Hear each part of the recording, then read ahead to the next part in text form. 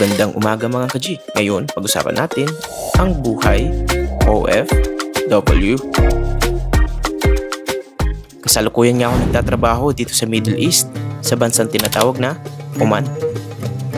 Mayaman ito sa kultura at kasaysayan at ang pangunahin nilang reliyon ang Islam.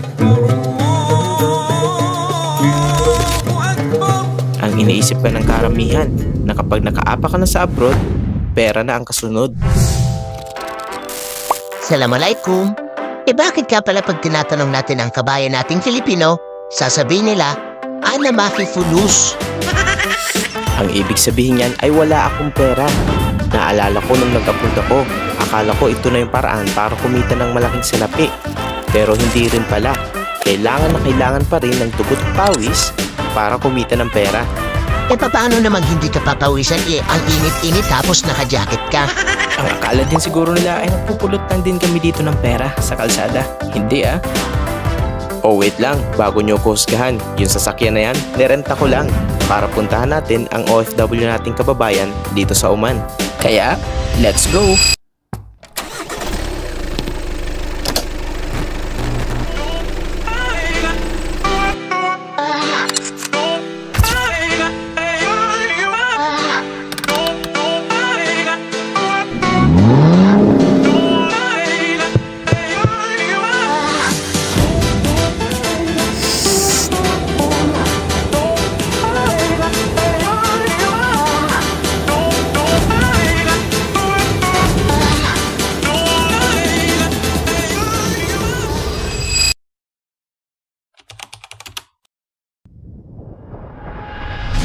Ang buhay dito sa Muscat at kung paano tayo kumita dito ng pera ay wala rin naman pagkakaiba sa ibang bansa. At dahil nga nasa Middle East to, maninibago ka sa kanilang kultura at mainit na klima. Tara, pakilala natin ang una nating kababayan. Hello, ako nga pala si Edmond Narabeo, isang OFW dito sa bansang Oman at nagwo-work sa isa sa pinakamalaking flower shop company dito sa Flowart as senior florist. Tara po, ipapakita ko po sa inyo kung paano po namin ginagawa ang mga bulaklak. Tara!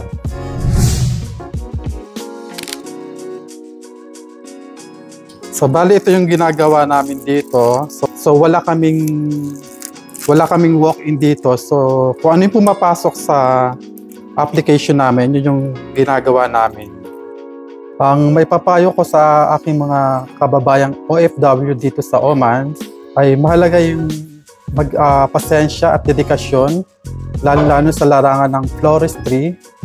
Kaya't huwag mawala ng pag-asa at patuloy na magsikap. 12 taon na pala siya dito sa Oman. At alam nyo ba na 2 beses siya nabigyan ng award as Best Employee of the Month at na-promote as Senior Florist. Ang galing, di ba?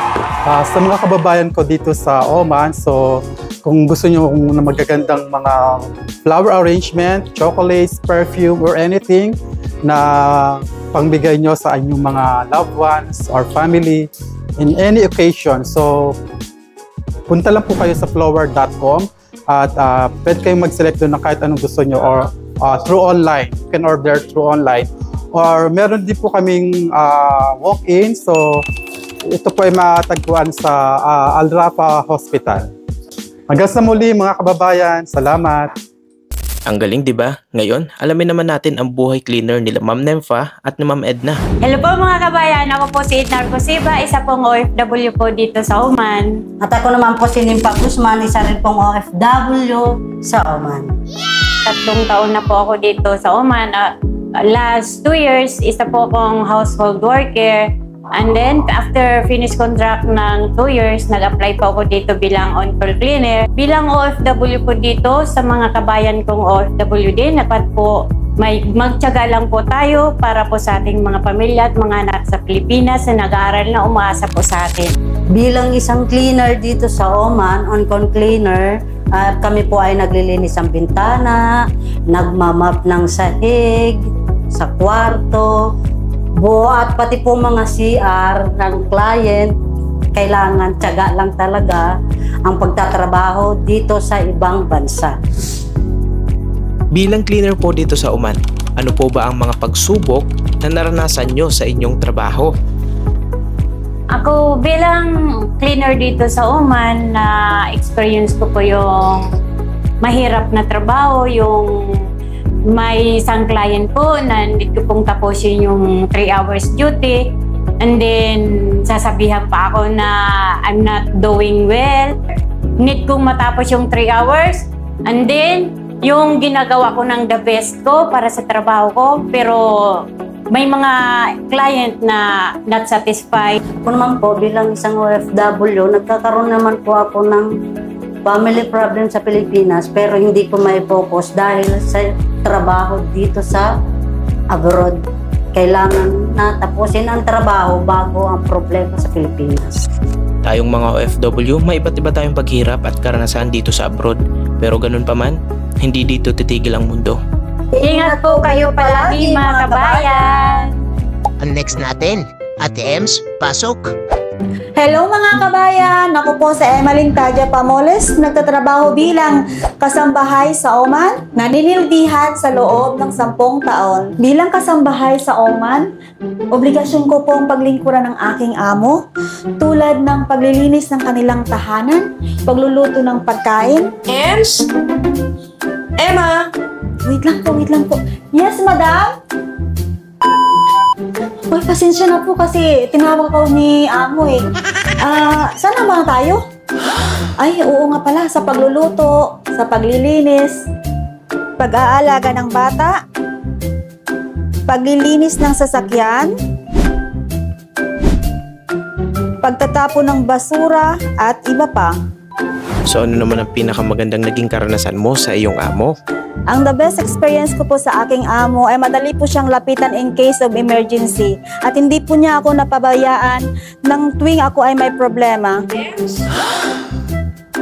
Emily? Wait lang po, tinatawa ako ni madam. Pasensya na, tinawag kasi ako ni madam. Ang the best experience ko po sa aking amo ay kahit anong emergency at agad-agad pong kailangan ko ang financial, willing po siya magbigay at hindi nag-aalinlangan. Yun lang po lahat ang aking responsibilidad bilang isang kasambahay. Mag-ingat po tayong lahat palagi. Bye-bye! Yes, madam! Emma? Yes, madam, coming! Ang next natin ay sabi niya isa daw siyang sikat na vlogger sa Pilipinas. Di nga. Sige nga, pakilala ka nga. Hello mga kabayan, ako nga pala si Senpai Kazu. Ay, joke.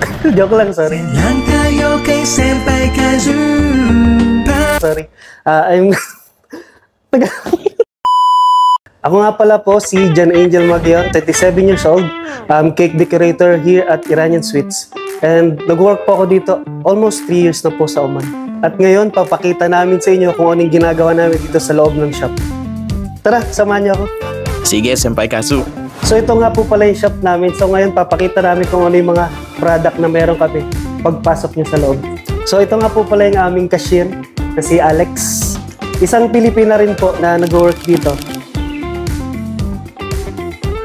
So meron po kami ditong best Iranian baklava. Then sa kabila po meron kaming tart. So kung gusto nyo naman po ng individual orders or a la carte orders, meron po kaming cream puff na bestseller dito sa Iranian Sweets. Nakakatakam naman. Yun pala, kung gusto nyo magpa-customize ng cakes, available din dito. So meron din tayong mini cakes, nakikita nyo po. Meron tayong mga 3D mini cakes na pang boy and pang girl. Depende po sa gusto nyo. Bago pa man tumulo ang laway ko ng tuluyan, ituloy na natin. So, Senpai Kazu, John Angel, may mabibigay ka bang advices para sa ating mga kapwa OFW? So, para sa mga kabayan natin dyan na gusto mag-OFW, lalo na sa Middle East, una sa lahat, lagi niyong tandaan na walang mahirap na trabaho kahit saan. Lalo na kapag nag-abroad, dapat matatag ka, consistent ka dapat palagi. Kasi alam natin, di ba, mga Pilipino, masisipag, kayang maging flexible sa kahit saan. At higit sa lahat, malapit kay Lord. Ayun. So, tatagan nyo lang kapag gusto nyo mag-abroad or mag-OFW, laging dapat open-minded tayo sa lahat na possibilities na pwedeng magbago sa buhay natin. Kung gusto nyo bisitahin yung aming shop, matatagpuan nyo kami sa Alcoer, malapit sa Alamal Medical at sa Muscat Plaza Hotel. At kung gusto nyo naman po umorder, meron kaming online ito po, makikita nyo ang number namin, pwede kayo umorder. At kung Pilipino ka, may 10% discount ka. Hanggang sa muli, mga kabayan. Hanggang sa muli din, Senpai. At ang next natin, at ang huli nating kababayan, siya na daw ang pinakamatalik na kaibigan ng araw, di umano. Dahil nga daw sa kanyang trabaho na babad sa araw maghapon. Ngayon, aalamin natin kung ano ang kanyang diskarte at kung paano niya hinaharap ang mga pagsubok sa kanyang buhay bilang OFW. Huwag na natin patagalin. Sige, pasok! Kabayan, ako nga pala si Carlo Palabrica. In short, Kaloy. 10 years na dito sa Oman at nagtatrabaho bilang isang field supervisor sa isang petroleum company. Ang trabaho ko po ay naka-base sa logistic department. Ako po ay inatasang mag-receive ng mga materials na galing iba't ibang bansa, nag-inventory, nagdi-dispatch sa rig site at sa plant. Bilang isang OFW, mahirap, katulad ko, init ang aking kalaban. Pero, kakayanin ko. Huwag nating hayaan na tumigil tayo sa ating mga pangarap. Isa sa ginagawa ko upang makaiwas sa stress at homesick ay ang pagsasayaw. Gusto nyo ba ng sample? Yeah! Love song. So tired of tears, so done with wishing you were still here, and I'm so sick of love songs. Magaling na diskarte yun, Kuya Kaloy. O diba, hindi naging hadlang sa kanya ang trabaho o ang sitwasyon niya sa buhay para gawin o sundin kung ano yung gusto ng puso niya. Yun yung pagsasayaw.